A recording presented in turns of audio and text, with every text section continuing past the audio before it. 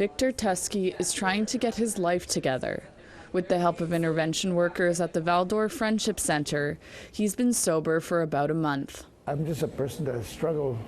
I'm still struggling, but I try to make it positive. He was a police officer before his alcoholism took hold of his life. And I had an apartment, I had everything. Just like that, I lost it. I went through a tough time, so that's why I ended up in the streets there. An Algonquin man from Rapid Lake, Tusky has lived on and off the streets of Val D'Or for the past 5 years. He says he's experienced racism throughout his life there. 15 years ago, Tusky says he was attacked unprovoked by a group of 30 or so white men.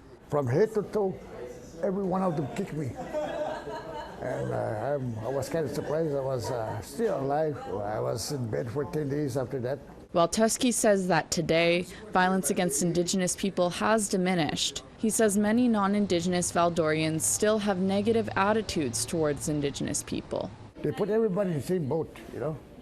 And that's why I think their mentality, you know, that's they have to change their mentality towards individuals out there. Tensions between Indigenous and non-Indigenous folks in Val D'Or have existed for a while. C'est quoi toi aller au guichet automatique à 5 heures le matin puis qu'il y a 3-4 Indiens couchés au guichet automatique? And racial tensions are rising along with the homeless Indigenous population, as residents express their frustrations in a May 15th City Council meeting. C'est des Amérindiens qui sont là en groupe, puis ils sont là régulièrement, puis ils sortent de là comme des zombies à 5-6 heures le matin, mais où est-ce qu'ils vont? Ils s'en viennent en ville. Il faut que la ville elle agisse à un moment donné.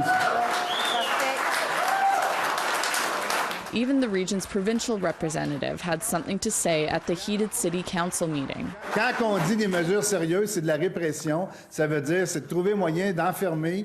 Et comme on l'a dit, le fameux noyau de 25-30 individus qui font la crainte. Joanne Lacasse manages the Native Friendship Center's services for homeless people. Often the solution for the population, also the business people from the downtown area, their solution is not in my backyard. So the reflex is to chase away the persons that are in homeless situations, but they're not going away. She says homeless people have a lot of access to resources in Val D'Or, but we feel that there is a contribution that needs to be made not only by our key partners but also by the population.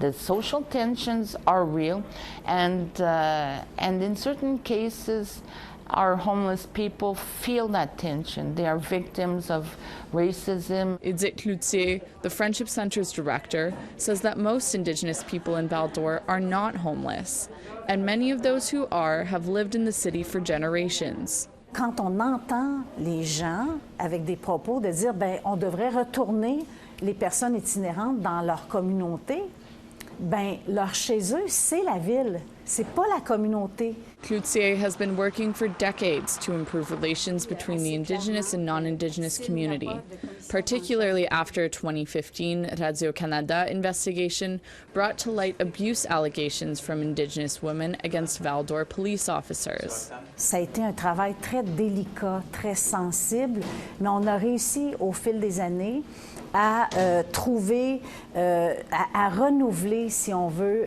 ce dialogue-là, cet espace pour marcher ensemble vers la guérison et la réconciliation. Val D'Or gets its police from the Sûreté du Québec, or SQ, the provincial police force. In order to make the community feel safer with the rising rates of homelessness, Val D'Or's mayor requested more SQ officers at the May 15th council meeting. And Lacasse says the Native Friendship Center supports the mayor's request.